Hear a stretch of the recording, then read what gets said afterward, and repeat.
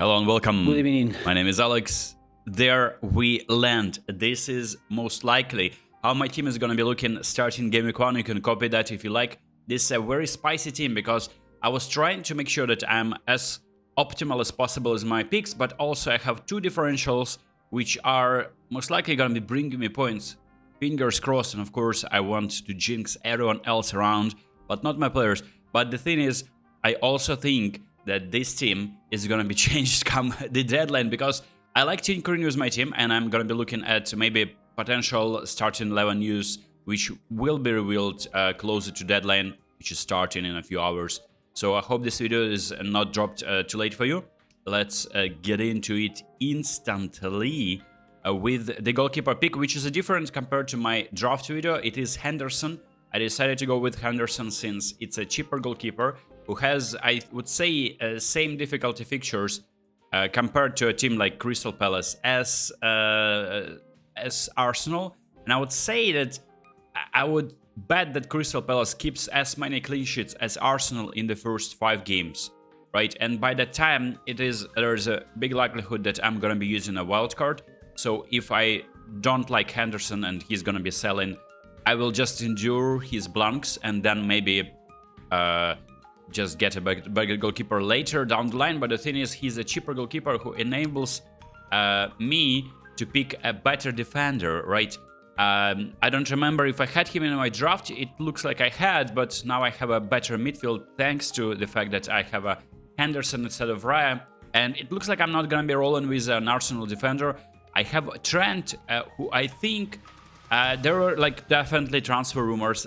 People seen him hanging out with Real Madrid players during this summer like holidays or whatnot. I don't know what's happening there, but it looks like Trent is a starter. He assisted Jota, who is also in my team, by the way, spoiler alert. I think that he is a good defender for even if they're conceding to Ipswich, there is still likelihood he's getting routes to points with his assists and maybe even taking a cheeky free kick as well. Another defender is Lewis Hall. I am gambling with Hall. There is no guarantee he's starting. Had a good preseason. It's between him and Livramento, to be honest. And the prices are the same. It's just like if Trippier is starting, it looks like Livramento is going to be benched then. But if Newcastle are playing something like 5 at the back, or if Burn is playing a centre back, right, alongside with Schär, for instance, Hall can be starting as a left back. So I think the likelihood of Hall starting is bigger, and I have not a equal substitution on the bench, but also a quite attacking player as well. You'll figure it out. I think everyone knows because everyone has that player at this point in the team. Like, no surprise here, I'm rolling with Guardiola. I think Chelsea are a team to target this season more than any other team, in a way where you expect that team to be a good opposition, but they're going to be leaking goals. So I hope that Man City are tying up their defense. Their Community Shield game was not that impressive at all, not very convincing in defense either. So I don't know what Pep is going to be doing. Maybe obviously they were missing key players in that game. No Rodri, no Kevin.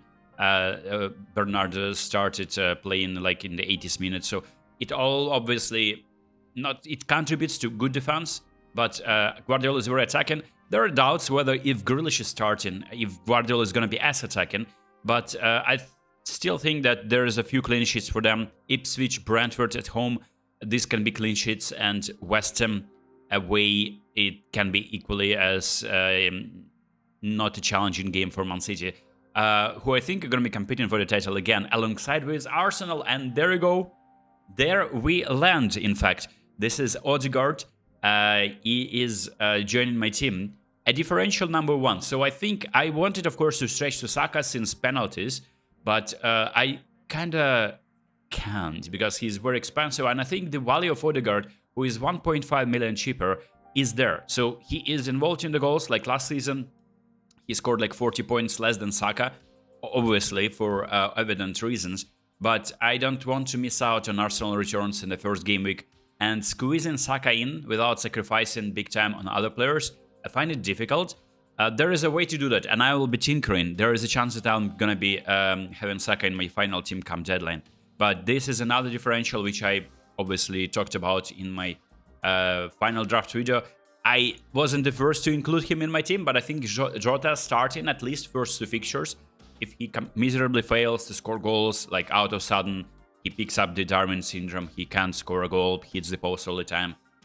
Yeah, he can be then rotated, but by that time, the Gameweek 3 starts, and I obviously have 2 transfers saved, so I may make some changes, maybe get rid of my one of my strikers, and get a better midfielder then.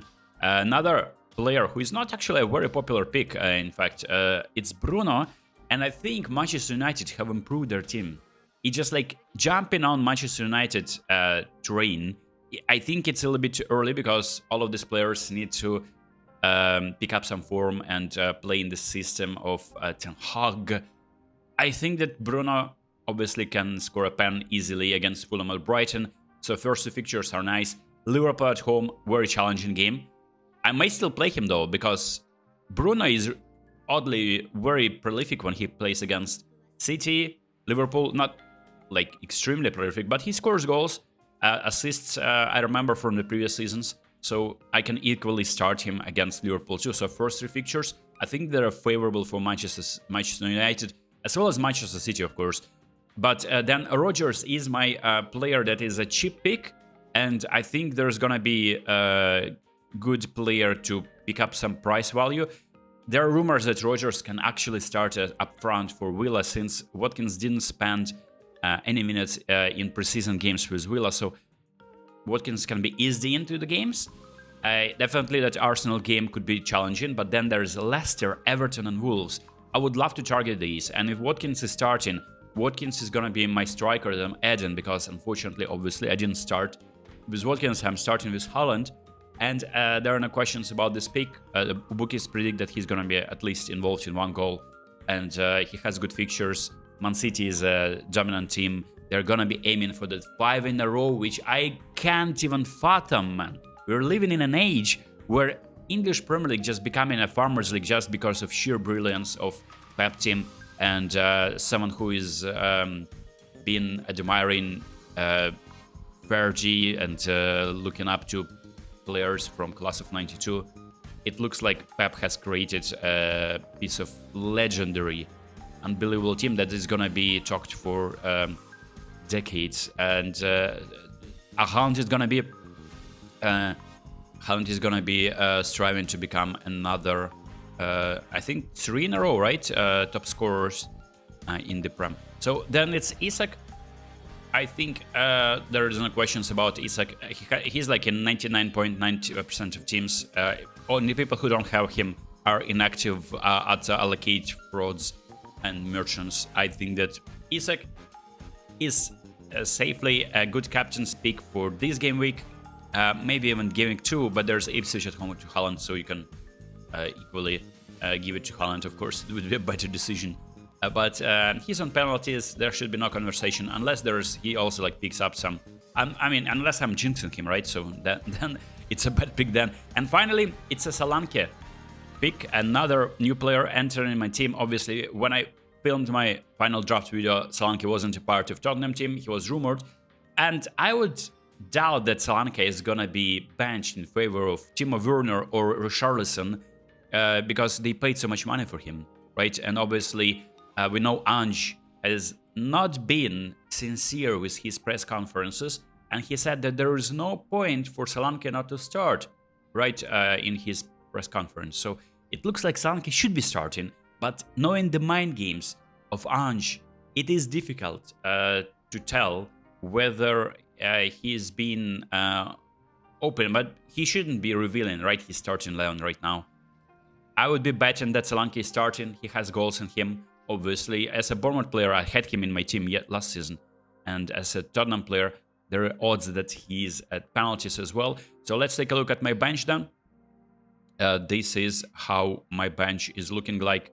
We have Ward as a goalkeeper. I don't know if he's a good pick as a 4 million goalkeeper. It doesn't matter. I may be changing him.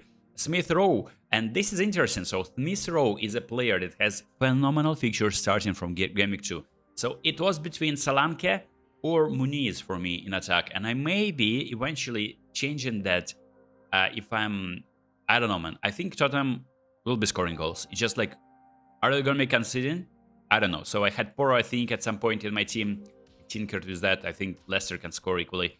I think Smith Rowe is a player that is a good pick. It's just like, I would want it to have a penalty taker here, so Andreas was also in consideration.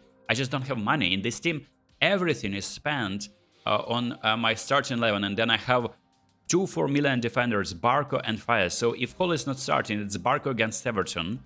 And Everton haven't been scoring a lot of goals in preseason. Brighton have been very high-scoring team.